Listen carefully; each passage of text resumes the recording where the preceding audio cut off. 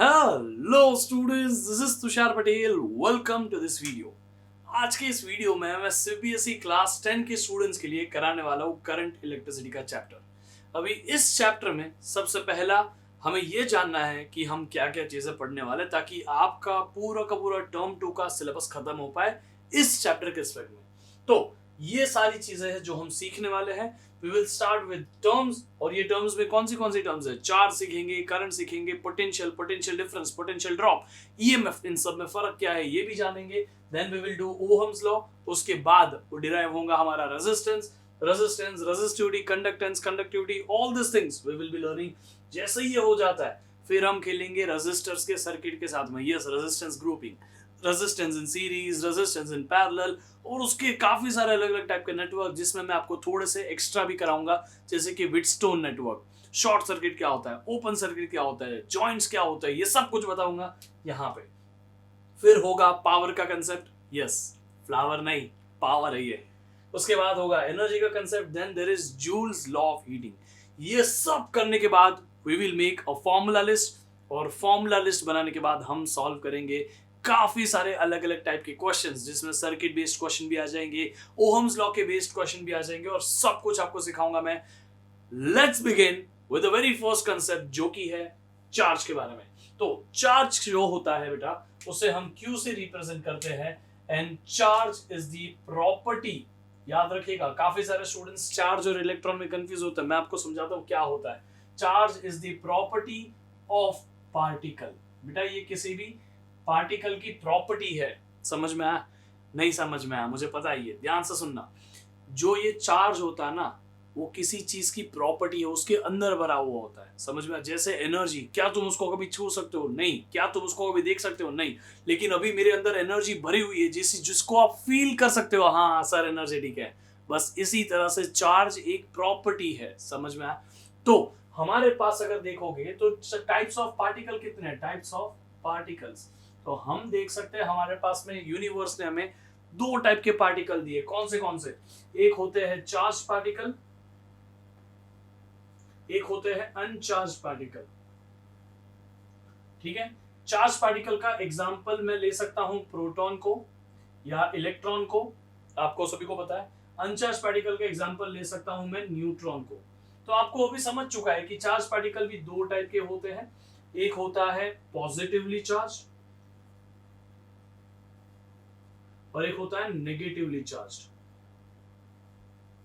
ठीक है? तो हमारे पास ये दो टाइप के चार्ज पार्टिकल हो सकते हैं। एक होता है पॉजिटिवली चार्ज और एक दूसरा होता है negatively charge. Positively charge particle यानी कि yes, proton is positively charge particle. फिर नेगेटिवली चार्ज पार्टिकल आपको कोई पता है? यस, डेफिनेटली फेमस है, इलेक्ट्रॉन। तो ये इलेक्ट्रॉन जो है वो नेगेटिवली चार्ज पार्टिकल है। अनफॉर्चुनेटली और अनफॉर्चुनेटली जो भी आपको समझना है, दोनों का चार्ज इक्वल होता है। ठीक है? हम उसके ऊपर आएंगे आगे। फिर अनचार्ज पार्टिकल का नाम न्यूट्रॉन है। Very nice. तो अभी आपको समझ गए, दुनिया में हमारे पास जितनी भी चीजें हैं वो बनी हुई होगी किससे? पार्टिकल से। वो जो पार्टिकल है वो दो टाइप के हो सकते हैं, या तो वो चार्ज हो सकते हैं या अनचार्ज हो सकते हैं। तो चार्ज पार्टिकल हमारे पास दो ही टाइप के हो सकता है। एक हो सकता है पॉजिटिवली चार्ज और दूसरा हो सकता है negatively charge. Example of positively charge particle is proton, negatively charge particle is electron. I hope आपको यहां तक सब कुछ क्लियर है। अब हर मटेरियल ग्राउंड लेवल पे तो बना हुआ है एटम से। आपको भी पता है कि एटम के न्यूक्लियस के अंदर होता है प्रोटॉन और न्यूट्रॉन, और उसकी ऑर्बिट्स में रिवॉल्व करते हैं इलेक्ट्रॉन्स। पहली ऑर्बिट में दो होते हैं, दूसरी, तीसरी, चौथी, इन सब में 8 इलेक्ट्रॉन की जगह होती है। तो लेट्स से कि हमारे पास यहाँ पे 3 इलेक्ट्रॉन्स है ना? तो पहले ऑर्बिट में सिर्फ 2 ही जाएंगे, मन चाहे उतने नहीं भर सकते। दूसरी ऑर्बिट में जो बचा हुआ होगा वो जाएगा। तो मैंने 3 इलेक्ट्रॉन कंसीडर किए, तो पहली ऑर्बिट में 2 चले गए और उसके बाहर के ऑर्बिट में 1 इलेक्ट्रॉन चला गया। तो ये है हमारे पास 3 इलेक्ट्रॉन। तो कितने इलेक्ट्रॉन है? 1 2 3। तो उतने ही नंबर ऑफ प्रोटॉन भी होते हैं, इसलिए हमारे पास 3 ही प्रोटॉन होंगे। हमेशा न्यूट्रॉन और नंबर ऑफ प्रोटॉन सेम हो ये जरूरी नहीं है, लेकिन यूजुअली छोटे एटम में, जैसे कि हाइड्रोजन, हीलियम, लिथियम, ऐसे जो छोटे छोटे एटम्स हैं, उनमें यूजुअली ये दोनों इक्वल अमाउंट में होते हैं। तो 3 प्रोटॉन है, इसलिए 3 न्यूट्रॉन भी हम मान सकते हैं। जरूरी नहीं हर बार हो, ठीक है? क्योंकि उसके आइसोटोप है, आइसोटोन्स है, इन सब के ऊपर डिपेंड करता है। एज ऑफ नाउ हम सिर्फ कंसिडरेशन कर रहे हैं कि नंबर ऑफ प्रोटॉन और नंबर ऑफ इलेक्ट्रॉन ये तो हमेशा फिक्स ही हो गए, किसी भी एटम के अंदर number of proton will always be equal to number of electron, याद रखिएगा। दूसरी चीज चार्ज, चार्ज को हम क्यू से लिखते हैं ना, तो charge of proton will always be equal to charge of electron, ये भी याद रखेंगे क्योंकि नंबर भी इक्वल है, चार्ज भी इक्वल है, इसीलिए किसी एटम को अगर देखोगे equal number of positive charge, equal number of negative charge, मतलब इट इज न्यूट्रल। तो एवरी एटम, अगर कोई पूरा का पूरा भरा हुआ एटम है तो वो न्यूट्रल होता है, ठीक है, याद रखिएगा। एटम इज ऑलवेज न्यूट्रल, हम उसके बाद में आएंगे आयंस के ऊपर, बट अभी हम एटम की बात कर रहे हैं, तो एटम कैसा होता है, it is a neutral. Okay, तो ये चीज आपको याद रखनी है, ठीक है। दूसरी एक दो चीज है, छोटा मोटा फैक्ट है, mass of proton is almost equal to mass of neutron. आप इसे याद रखेंगे, एग्जैक्टली इक्वल नहीं है, ऑलमोस्ट इक्वल है, तो हम टेम्पररीली या कभी कभी कोई सिनेरियो में हम इक्वल मान सकते हैं। फिर हम ये भी याद रखेंगे कि मास of proton is very very very greater then mass of electron, मतलब इलेक्ट्रॉन और प्रोटॉन के मास का कोई कंपैरिजन ही नहीं है। इलेक्ट्रॉन बहुत हल्का है, प्रोटॉन बहुत भारी है, समझ में आया, इनमें लाखों का फर्क है। तो प्लीज याद रखिएगा, इलेक्ट्रॉन बहुत हल्का है, प्रोटॉन बहुत भारी है। तो इस तरह से आपको एटम के बारे में थोड़ा बहुत आइडिया मिला, समझ में आया। अभी इस एटम में अंदर जाके एटम इज इलेक्ट्रिकली न्यूट्रल, उसके पास इक्वल नंबर ऑफ पॉजिटिव है, इक्वल नंबर ऑफ नेगेटिव है, लेकिन उस एटम के अंदर जो प्रोटॉन है वो सारे पॉजिटिव है, जो इलेक्ट्रॉन है वो सारे नेगेटिव है। आई होप आपको यहां तक तो समझ में आया, ठीक है। अभी हम बात कर रहे थे चार्ज की, तो हमारे पास एक्चुअली में ना चार्ज करके कोई चीज नहीं होती, charge is the property of particle. जैसे कि फॉर एग्जांपल ये है आपके सामने एक बॉटल, अभी इस बॉटल के अंदर पानी है, तो ये जो पानी है उसको मैं यहां से यहां नहीं लेके जा पाऊंगा अनलेस एंड अनटिल मेरे पास ये बॉटल ना हो। तो ये जो बॉटल है वो एक पार्टिकल है जिसके अंदर पानी भरा हुआ है, जो कि चार्ज है, समझ में आ कि नहीं। चार्ज मतलब पानी, बॉटल मतलब पार्टिकल। तो चार्ज अपने आप नहीं जा पाएगा, पानी अपने आप नहीं जा पाएगा, मतलब कि बॉटल के अंदर पानी लेके जाओ, मतलब पार्टिकल के अंदर चार्ज लेके जाओ तो वो जा पाएगा। आई होप आप लोग समझ पाए कि प्रॉपर्टी जो होती है ना वो पार्टिकल के अंदर भरी हुई होती है, इसका मतलब charge is filled inside the particles, समझ में आया। तो किसी पार्टिकल के अंदर पॉजिटिव भरा होगा, किसी के अंदर नेगेटिव भरा होगा, इस तरह से होता है। और इस चार्ज को मेजर कर सकते हैं हम, तो उसको मेजर करने के लिए यूनिट लगेगा कि नहीं, जैसे कि इसकी लेंथ कितनी है, मेजर किया तो उसको बताओगे ना कि 10 सेंटीमीटर है, मैं बोलूंगा इसका वजन कितना है तो बताओगे ना कि इसका वजन इतना केजी है, इतना न्यूटन है। तो इसी तरह चार्ज का भी एक यूनिट होता है जिससे हम लिखते हैं कूलम। या तो आप कैपिटल सी लिखिए, अदरवाइज आप पूरा नाम लिखिए COLOUMB, कूलम, ठीक है, बट ये पूरा स्मॉल में आना चाहिए, ये हमारा स्टैंडर्ड रूल है। ऐसा फिजिक्स में रूल है कि अगर किसी भी साइंटिस्ट का नाम यूनिट में दिया जाए तो उसका फर्स्ट लेटर अगर सिर्फ लिख रहे हो सिंबल की तरह तो कैपिटल होना चाहिए, अदरवाइज पूरा नाम लिख रहे हो तो स्मॉल में होना चाहिए। आई होप चार्ज के बारे में आपको इतना समझा। लेकिन अभी यहाँ पे ध्यान से सुनिए, हमारे पास में स्टेट्स ऑफ मैटर कितने टाइप के होते हैं? हमारे पास दो टाइप के होते हैं, एक होता है सॉलिड, एक होता है फ्लूइड। ऑब्वियसली हम फ्लूइड में आगे जाके बोल सकते हैं कि एक होता है हमारे पास लिक्विड और दूसरा होता है हमारे पास गैस, बट इन दोनों को मैंने इस चैप्टर के लिए फ्लूइड की कैटेगरी में रखा है। क्यों? Because they can flow, solid can not flow. Solid के अंदर फिक्स पोजीशन होती है हर एक पार्टिकल की, हर एक एटम की। They can not move, they can definitely vibrate eight their own place, but वो मूव नहीं कर सकते। इसका मतलब कि मूव जो कर सकते हैं उन सबको फ्लूइड में डाल दिया। कौन कौन फ्लो करता है? गैस फ्लो करती है, यस, और लिक्विड फ्लो करता है, उन दोनों को मैंने डाल दिया फ्लूइड में। अभी बचा सॉलिड, ठीक है, यहां तक आप सभी को क्लियर है। अभी जब हम अगली टर्म पढ़ेंगे, चार्ज के बारे में इतना सफिशिएंट है, लेकिन जब अगली टर्म पढ़ेंगे, अगली टर्म का नाम है करंट, तो उस टर्म को मैं आपको यहीं पे इंक्लूड कर रहा हूं। What is current? Current is the flow of charge. Current is what बेटा? Flow of charge. मतलब हमने जो ये चार्ज देखा ना, अगर ये चार्ज लेट्स से कि इलेक्ट्रॉन है, लेट्स से कि ये प्रोटॉन है, तो ये अगर मूव कर जाएगा ना, इसी फिनोमिना को हम कहते हैं करंट, है ना। समझ में आया? करंट मतलब क्या होता है? ये चार्ज का मूव करना, ये चार्ज का फ्लो करना। It is as easy as that. But आगे करंट को और डिटेल में पढ़ो, उसके पहले उसके बेसिक्स क्लियर करते हैं हम। सॉलिड्स के अंदर एटम की पोजीशन फिक्स्ड होती है, इसका मतलब atom can not go from here to there, इसलिए एटम ऐसे कैसे रहेगा? तो सॉलिड के अंदर चार्ज कैसे मूव करेगा, क्योंकि इलेक्ट्रॉन भी अंदर है, प्रोटॉन भी अंदर है, न्यूट्रॉन भी अंदर है, बट इनमें से कौन है जो इजीली मूवेबल है, जल्दी बताओ। प्रोटॉन नहीं, न्यूट्रॉन नहीं। न्यूट्रॉन को मूव करा के क्या करोगे, न्यूट्रॉन इज अनचार्ज पार्टिकल, हमें तो चार्ज को मूव करवा के करंट फ्लो कराना ना। प्रोटॉन को मूव करा सकते थे, but proton is inside the nucleus. Trust me, proton जो न्यूक्लियस के अंदर बाइंडेड है ना, वो दुनिया की सबसे स्ट्रॉन्गेस्ट फोर्स से बाइंडेड है। अगर आपने इस फोर्स को तोड़ने की कोशिश की ना, इतनी एनर्जी निकलती है जिसी को हम न्यूक्लियर बॉम्ब बोलते हैं। तो इसलिए प्रोटॉन को निकालने वाला आइडिया इज रबिश, वो नहीं पॉसिबल है। प्रोटॉन को निकाल के फ्लो नहीं करा सकते, समझ में आ। तो इधर से इलेक्ट्रॉन्स जो है ना, वो थोड़े से बाहर निकल सकते इजीली। उसमें भी कौन से स्पेसिफिकली पता है, ये इलेक्ट्रॉन है, ये इलेक्ट्रॉन है, ये इलेक्ट्रॉन है, लेकिन इजी किसको निकालना है, इस इलेक्ट्रॉन को। क्यों, क्योंकि वो पॉजिटिव चार्ज से दूर है, न्यूक्लियस से दूर है। आपको भी पता है ये पॉजिटिव चार्ज और ये इलेक्ट्रॉन के बीच में अट्रैक्शन है, लेकिन जितना ये दूर जाएंगे उतना ये अट्रैक्शन कम होती जाएगी। तो आप समझ सकते हो कि जब ये इलेक्ट्रॉन जितनी दूर की ऑर्बिट में रहेगा उतना इजी है इस इलेक्ट्रॉन को निकालना। और एक बार ये इलेक्ट्रॉन उसकी आउटर मोस्ट ऑर्बिट का एक और नाम है जिसको हम बोल सकते हैं वैलेंस ऑर्बिट या वैलेंस बैंड बोल सकते हैं। टेम्पररीली मैं इसको बैंड बोल रहा हूं। हम कभी और जब मैं आपको सेमीकंडक्टर पढ़ाऊंगा ना, तब हम बात करेंगे कि ये बैंड क्या होता है। समझ में आ गया? तो आई होप कि आप लोगों को यहां तक क्लियर हो चुका। तो ये जो इलेक्ट्रॉन होता है, वो इलेक्ट्रॉन अपनी आउटर मोस्ट ऑर्बिट से एक बार बाहर निकल जाएगा ना, फिर हम इस इलेक्ट्रॉन का नाम दे देंगे, इसको बोल देंगे फ्री इलेक्ट्रॉन। ध्यान से समझिएगा बेटा, ये है फ्री इलेक्ट्रॉन।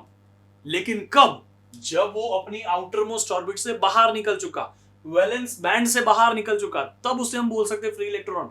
जब तक वो अपनी वैलेंस बैंड में, तब तक वो एटम का हिस्सा है, और जब तक वो एटम का हिस्सा है, वो इलेक्ट्रॉन एक जगह से दूसरे के नहीं जा सकता, क्योंकि वो उसको उधर ही रहना है।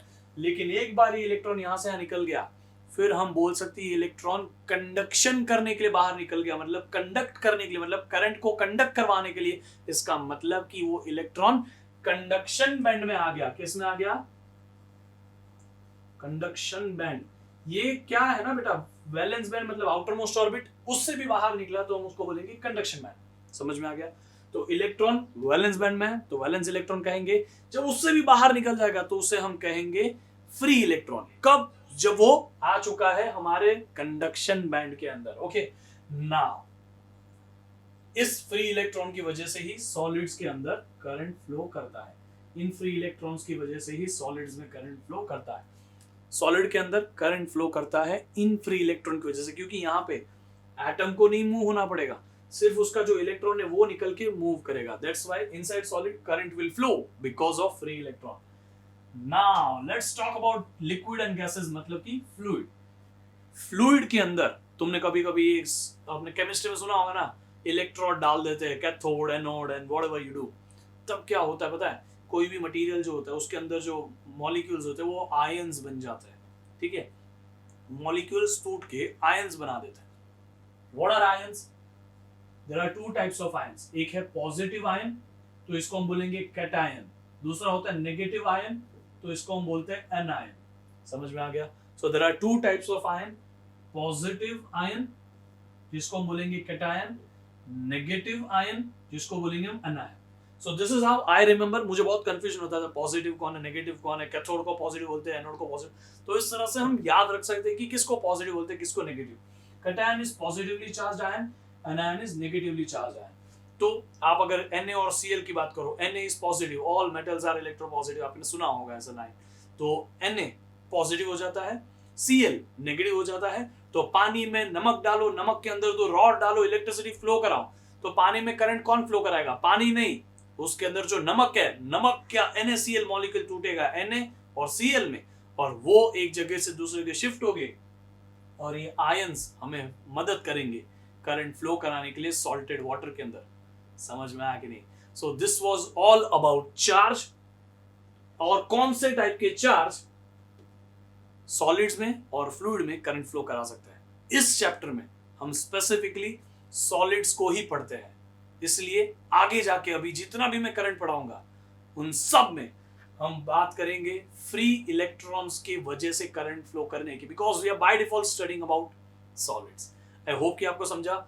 जल्दी से जल्दी इसको लिख लीजिए। Notes making is an art. जो इस आर्ट को एकदम काबिल हो जाता है ना इस आर्ट के, वही टॉपर कहलाता है। जल्दी से जल्दी इस नोट्स को लिख लीजिए। Then we will start with current. Now let's understand what current is. अभी मैंने आपको समझा दिया कि करंट हम सिर्फ पढ़ने वाले हैं सॉलिड्स के अंदर। अभी उन सॉलिड्स के अंदर जो हम करंट पढ़ने वाले हैं, तो एक करंट का सिंपल सा डेफिनेशन बताया गया। What is it? It is the flow of charge. काफी सारे स्टूडेंट यहाँ पे मिस्टेक करते हैं, वो लिखते हैं it is the flow of electron. नहीं, गलत हो तुम। यहाँ पे ध्यान से सुनिएगा क्यों गलत हो। Current is the flow of charge. Yes, अभी वो सॉलिड्स के अंदर हमें भी पता है कि फ्री इलेक्ट्रॉन्स होंगे जिनके मोशन की वजह से हमें मिलने वाला है करंट। तो ये electron is not a charge. Electron कोई चार्ज नहीं है, ये इलेक्ट्रॉन के अंदर चार्ज भरा हुआ है, जिसके साथ इलेक्ट्रॉन जब मूव करेगा तो चार्ज भी मूव करेगा, है ना। तो वो नसीब हमारा है कि सॉलिड के अंदर इलेक्ट्रॉन्स चार्ज को लेके एक जगह से दूसरी जगह जाते हैं। लेकिन फ्लूइड में तो आपको पता है आयंस मूव करते हैं।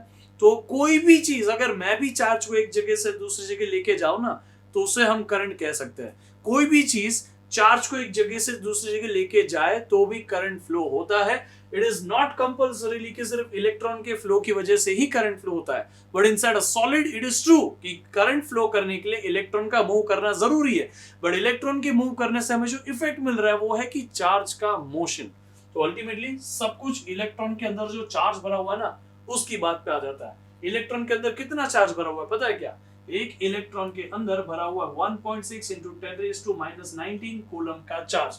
इतना चार्ज इलेक्ट्रॉन के अंदर भरा हुआ है। मतलब एक इलेक्ट्रॉन जब एक जगह से दूसरी जगह जाता है तो उसके अंदर इतना चार्ज मूव कर जाता है एक जगह से दूसरी जगह। लेकिन ऐसा थोड़ी जरूरी है कि एक ही इलेक्ट्रॉन हो किसी भी सरफेस और किसी भी सॉलिड के पास में, नहीं, बहुत सारे हो सकते हैं ना। इसलिए हम टोटल चार्ज को ऐसा लिख सकते हैं, number of electron into charge of one electron. Yes, एक इलेक्ट्रॉन नहीं है, हमारे पास काफी सारे इलेक्ट्रॉन है, तो total charge will be multiplied by number of electrons. समझ में आया? तो this can be written as total charge. This can be written as total charge.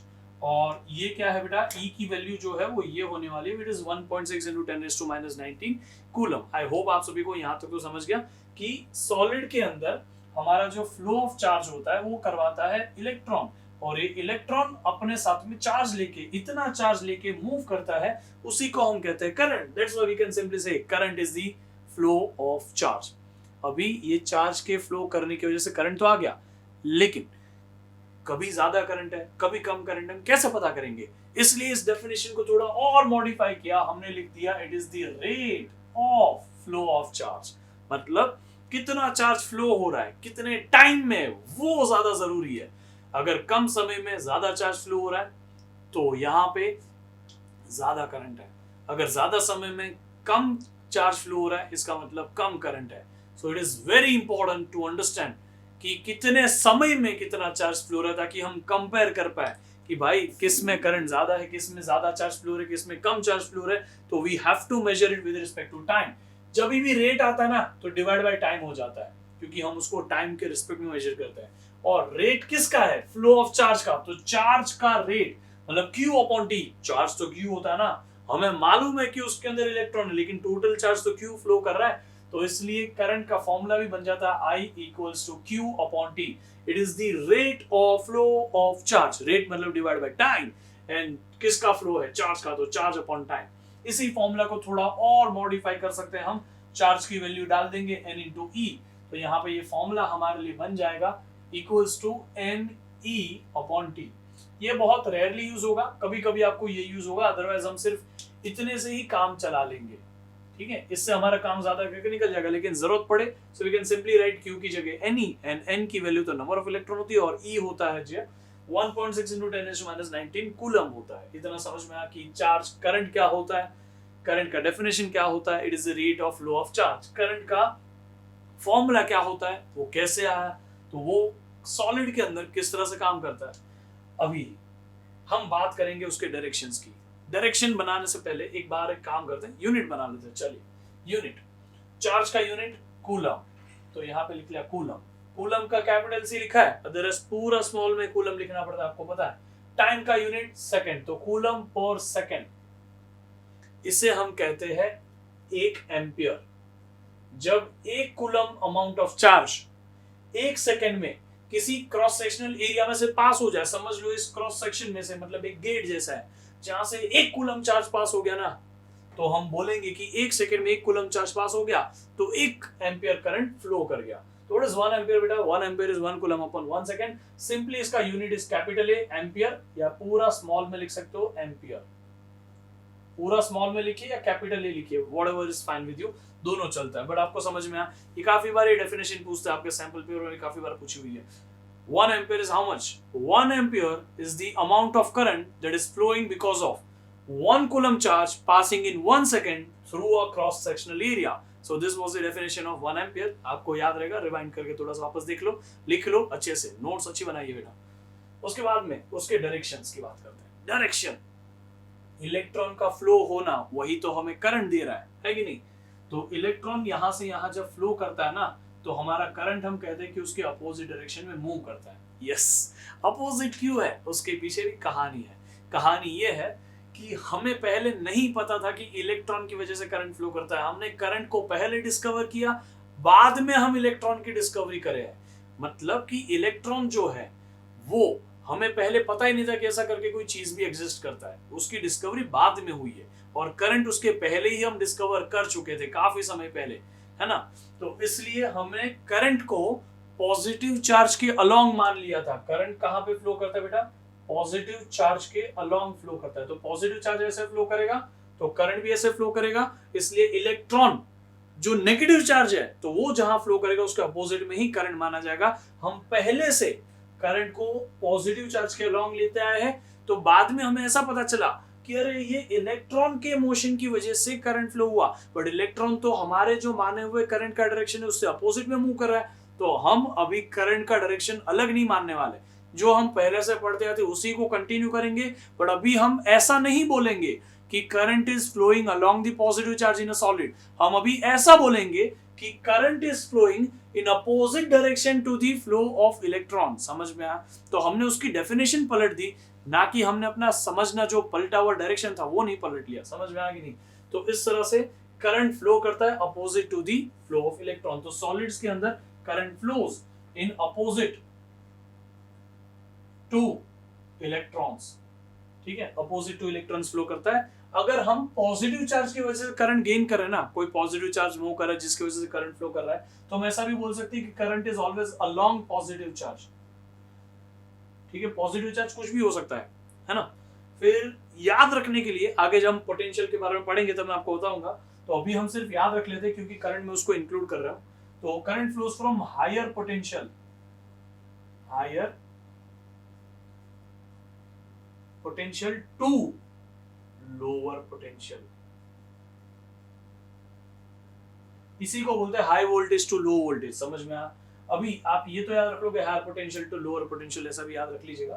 तो इतने डायरेक्शन तो आपको कम से कम याद रखनी है। Along positive charge, opposite to electron, higher potential to lower potential, और इनसाइड अ सर्किट। जैसे कि आप आगे जाके कुछ ऐसा सर्किट पढ़ने वाले हो, अभी जस्ट आपको बना के बता रहा हूँ। लेट्स से कि ये रेजिस्टर है, आपको पता नहीं होगा रेजिस्टर क्या, तो कोई बात नहीं, मैं अभी थोड़ी देर में आपको सिखाने वाला हूँ, डोंट वरी। तो ये है पॉजिटिव टर्मिनल ऑफ सेल, ये है नेगेटिव टर्मिनल ऑफ सेल, और यहाँ से करंट निकलता है, ऐसे जाता है, ऐसे जाता है, ऐसे जाता है, ऐसे जाता है। So we can simply see कि current is flowing from positive terminal to negative terminal. इसलिए हम कह सकते हैं कि इनसाइड सर्किट, सीकेटी मतलब होता है बेटा सर्किट, सीकेटी मतलब सर्किट। आगे जाके तुम सर्किट बार बार इतना बड़ा कौन इंग्लिश लिखेगा, ऐसे हम सीकेटी बोल देते हैं। तो it flows from positive to negative. समझ में आ गया? तो इतने हैं हमारे पास डायरेक्शंस, ये सारे के सारे कहीं ना कहीं काम आते हैं, बट आपको सब मन में होने चाहिए कि हाँ ऐसे यहाँ पे करंट फ्लो करता है। समझ में आ गया? Now the question is current, जिसके पास में ऑब्वियसली वैल्यू तो होगी 5 ampere current, 10 ampere current, 25 ampere current, 20 ampere current, लेकिन मुझे बताइए कि इसके पास डायरेक्शन है? हाँ है। आपको भी पता है जिसके पास मैग्नीट्यूड भी हो, डायरेक्शन भी हो, उसे हम क्या कहते हैं? उसे हम कहते हैं vector quantity. But current is not a vector quantity, it is the scalar quantity. याद रखिएगा, current is not a vector quantity, it is a scalar quantity, because it does not have different directions, इसके पास एक ही fix direction है। आप इसमें ना कहीं पे भी जाके चेक करोगे इसका डायरेक्शन यही रहेगा, ये सारे एक ही डायरेक्शन बता रहे अल्टीमेटली। तो उसका डायरेक्शन इंडिया में, अमेरिका में, कहीं पे भी जाओ हर जगह सेम ही फ्लो करेगा। स्पेस में जाके भी इलेक्ट्रॉन को ऐसे फ्लो कराओ, करंट ऐसे ही फ्लो करेगा। So this direction is fixed. इसीलिए हम कहते हैं current is not a vector, it is a scalar quantity. Future में जब आप 11 12 में मुझसे जेईई के लिए पढ़ोगे ना, तब मैं आपको बताऊंगा कि स्केलर नहीं है, ये टेंसर है। लेकिन अभी तो आपको टेंसर ही नहीं पता, इसलिए। चलिए तो आगे बढ़ते हैं। हमें अभी करंट के बारे में काफी कुछ पता चल चुका है। करंट का सिंबल होता है I, current is a rate of flow of charge. What is charge? तो सॉलिड के अंदर, इनसाइड सॉलिड ओनली, सॉलिड के अंदर इलेक्ट्रॉन का फ्लो होता है करंट। तो करंट जो होता है वो इलेक्ट्रॉन के अपोजिट में फ्लो करता है। तो हम कन्वेंशनली करंट को ऐसे ही लेते थे, फिर हमें पता चला इलेक्ट्रॉन ऐसे ऑर्गन्स में जा रहा है, तो हमने डेफिनेशन बदल दी। हम अभी ऐसा नहीं बोलेंगे कि current is flowing along positive charge, अभी हम ऐसा बोलेंगे current is flowing opposite to the negative charge. समझ में आया? आई होप आप लोगों को समझ में आ रहा है। तो एक इलेक्ट्रॉन का जितना चार्ज होता है, चार्ज का टोटल फॉर्मूला ये होता है, ये सब कुछ हमने पढ़ा। काफी बार एक छोटा सा सवाल पूछते हैं, हम उसको बीच में ही कर लेते हैं कि हमें पता है कि एक इलेक्ट्रॉन इतना चार्ज फ्लो करवाता है, ठीक है? तो मैं आप ही को सवाल पूछ लेता हूं ना, मैं क्यों जवाब दूं उसका। आप कुछ बता दो कि एक कूलम में कितने इलेक्ट्रॉन्स होते हैं? एक इलेक्ट्रॉन में इतने कूलम होता है, तो एक कूलम में कितने इलेक्ट्रॉन्स होते हैं? एक कूलम में कितने इलेक्ट्रॉन्स होते हैं? ठीक है, ये आपका सवाल है, क्वेश्चन ऑफ द डे। आपको इस सवाल का जवाब देना है। इस वीडियो के कमेंट बॉक्स में कमेंट जरूर करिएगा, ठीक है? कमेंट बॉक्स में कमेंट जरूर करिए, इसका जवाब आपको पता है कि नहीं, एक कूलम में कितने इलेक्ट्रॉन्स होते हैं, ठीक है? चलिए नाउ लेट्स अंडरस्टैंड पोटेंशियल। पहली बात बता दूं, ये कंसेप्ट जरूर सिखा रहा हूं, लेकिन ये पूरे चैप्टर में कहीं इस तरह से यूज नहीं होगा, ठीक है? ये 11 12 में ना हम पोटेंशियल को और डिटेल में समझते हैं इलेक्ट्रोस्टैटिक्स के चैप्टर में, बट अभी के लिए आपको जरूरत नहीं है। बट फिर भी मैं आपको एक कंसेप्ट सिखा रहा हूं, but please don't use this concept inside electricity chapter. ये सब समझिए, फिर 11 12 में जब इलेक्ट्रोस्टैटिक्स पढ़ोगे तब आपको काम आएगा। तो पोटेंशियल को हम V से लिखते हैं। Potential is a work required to move a charge. नहीं समझता इतने में, मैं आपको समझाता हूं। समझ लीजिए मेरे पास एक पॉजिटिव चार्ज है, जानबूझ के इसकी वैल्यू को 1 कूलम लिया जाता है। 1 कूलम क्यों? Because it is unit positive charge. Unit मतलब 1, तो जिसकी वैल्यू 1 हो और फिर भी वो पॉजिटिव हो, उसे ही हम कहते हैं यूनिट पॉजिटिव चार्ज। तो this is unit positive charge. इसे ही हम थोड़ा सा टेक्निकल टर्म्स में टेस्ट चार्ज भी कहते हैं, ठीक है? आपको कभी काम आएगा ये टर्म्स में। जानबूझ के क्यों आपको टेक्निकल टर्म्स दे रहा हूं, ताकि कोई आगे जाके आपके लिए ये टर्म्स बोल देता, आपको क्लिक होना चाहिए। तो test charge is nothing but unit positive charge, मतलब जिसकी वैल्यू 1 कूलम हो और वो पॉजिटिव हो।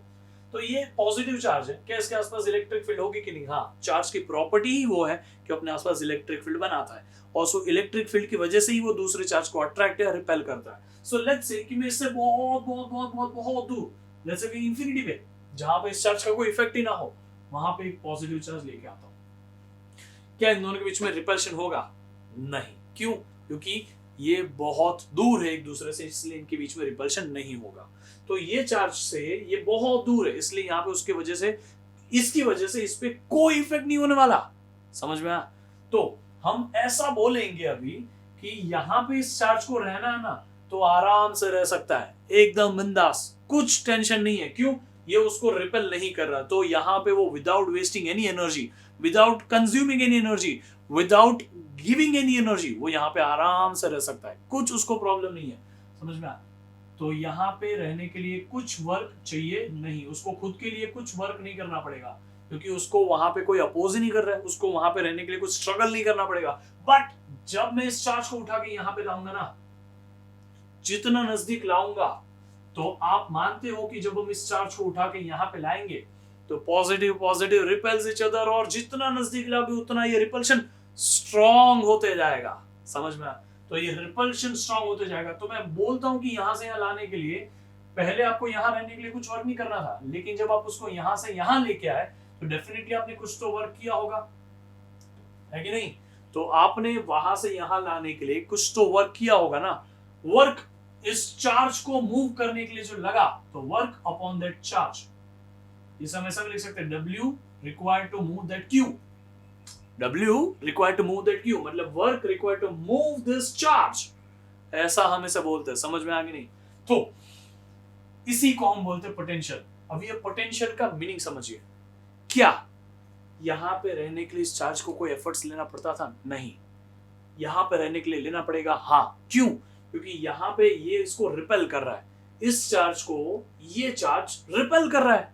हाँ, तो उसका मतलब कि अगर इस चार्ज को फिर भी इस जगह पे रहना है तो उसको अपना स्ट्रगल चालू रखना पड़ेगा। इसके अगेंस्ट में जाके खड़ा है यहाँ पे, इसलिए इसके अपोजिशन के अगेंस्ट में यहाँ पे खड़ा है, इसलिए उसको कंटिन्यूअसली अपने अंदर एनर्जी रखनी पड़ेगी कि नहीं, यहाँ पे डटे रहना है, यहाँ पे डटे रहना है, आगे नहीं जाना है, पीछे नहीं जाना है, भले कोई भी धक्का मारे, यहीं पे रहना है। उसके लिए उसको लगता है वर्क, और वही वर्क करके आप लेके आए उसको यहाँ से यहाँ तक।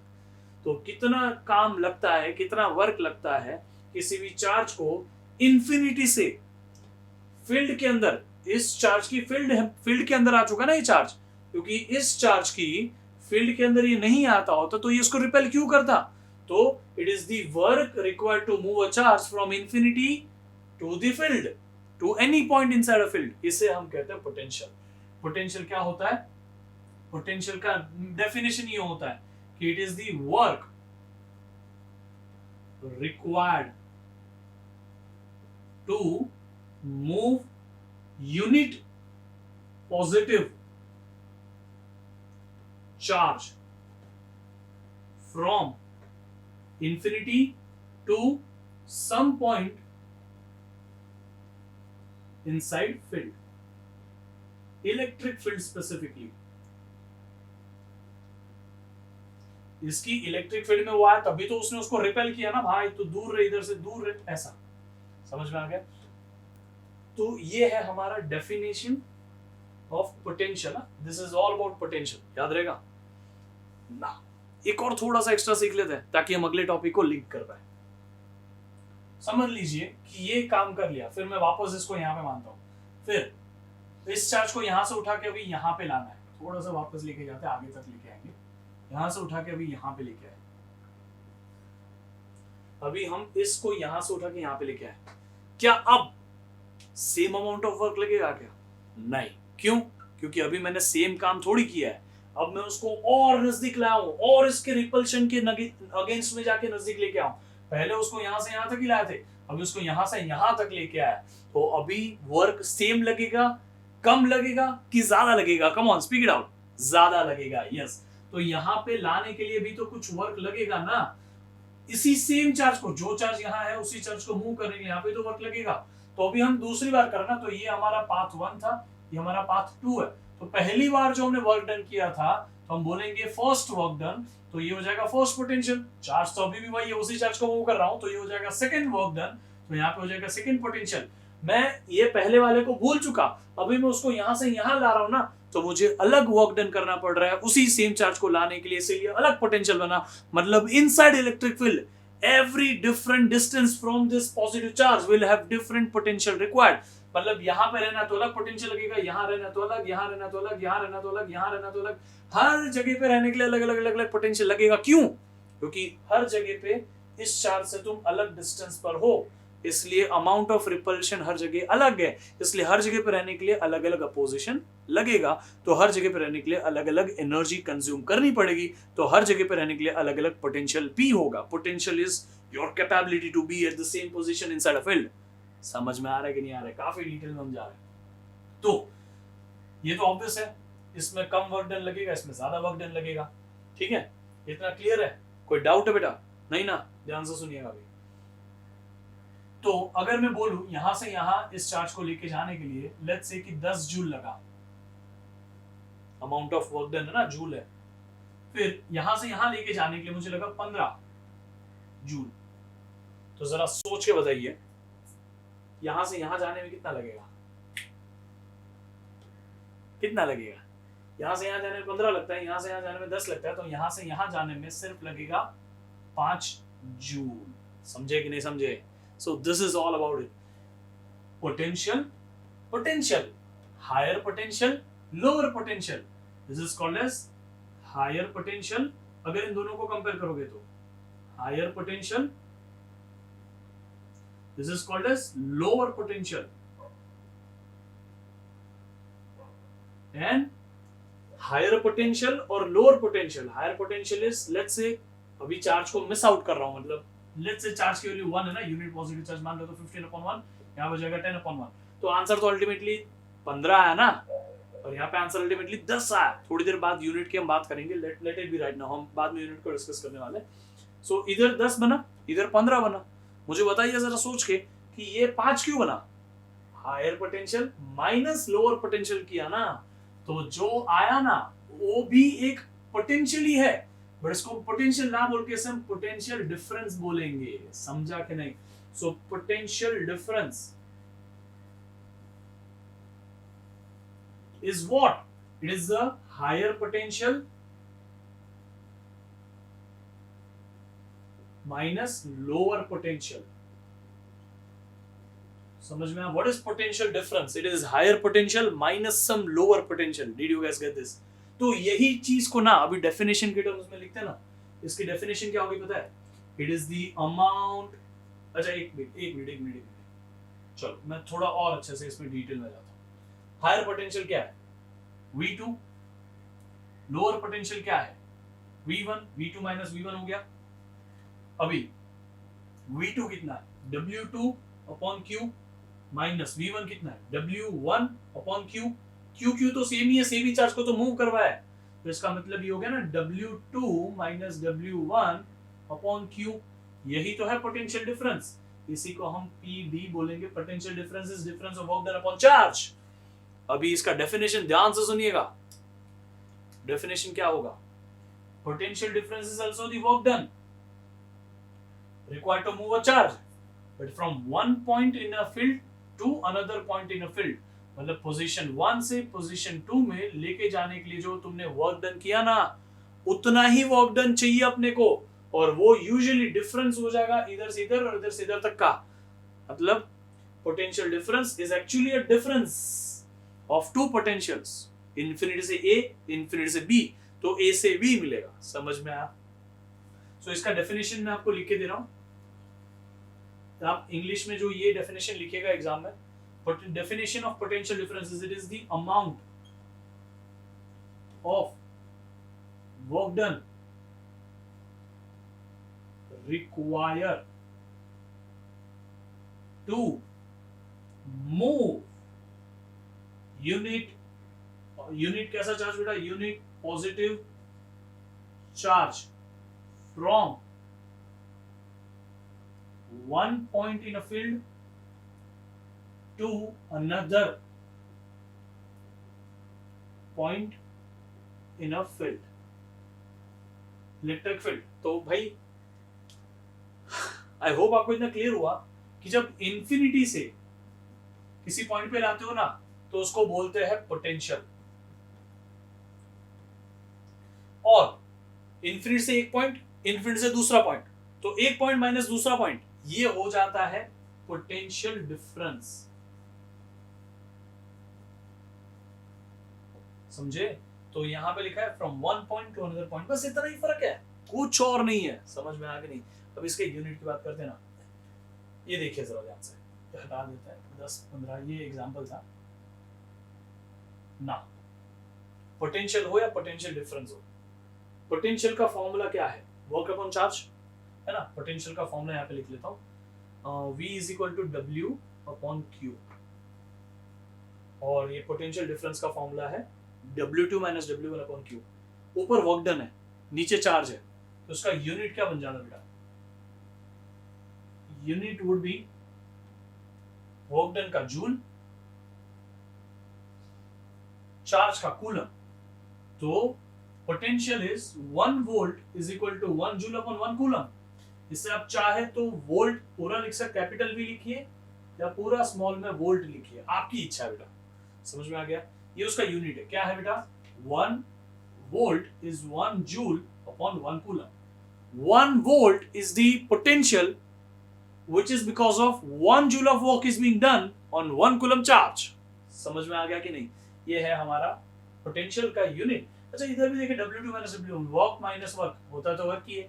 5 एप्पल माइनस 3 एप्पल, होता तो 2 एप्पल ही है ना. तो 5 मीटर माइनस 2 मीटर, होता तो 3 मीटर ही है ना. तो इसका मतलब work done minus work done होगा तो न्यूमरेटर में वर्क डन की वैल्यू ही ना, तो नीचे है चार्ज तो ऊपर भी वर्क डन, नीचे है चार्ज ऊपर वर्क डन का यूनिट जूल, नीचे है चार्ज का यूनिट कूलम, तो ultimately what it becomes is potential difference का यूनिट भी सेम ही होता है, पोटेंशियल हो या पोटेंशियल डिफरेंस हो सबका यूनिट सेम ही होता है। आई होप आप लोगों को मैंने पोटेंशियल और पोटेंशियल डिफरेंस के बारे में समझा दिया। समझ में आया कि नहीं पब्लिक? दोनों को वी ही लिख सकते हो, कोई प्रॉब्लम नहीं है। आपको समझना है कि कौन सा पोटेंशियल है, कैसे इन्फिनिटी से अगर कोई पॉइंट पे आ रहा है तो पोटेंशियल, लेकिन एक पॉइंट से दूसरे पॉइंट पे जा रहा है तो potential difference. It is your call. इस पूरे चैप्टर में अनफॉर्चुनेटली आप ऐसे टाइप से इस कंसेप्ट को कहीं नहीं याद रखोगे, आपको ये काम आएगा 11th 12th में। अभी के लिए सीखना जरूरी है ताकि हमें आगे पता चले। आगे जाके हम इसमें पढ़ेंगे पोटेंशियल ड्रॉप और ईएमएफ, जिसमें आप लोगों को जो सिखाऊंगा वो इस चैप्टर के थ्रू आउट आपको काम आएगा, लेकिन उसके पहले ये सब समझना बहुत जरूरी है। So please right it down properly. Thank you.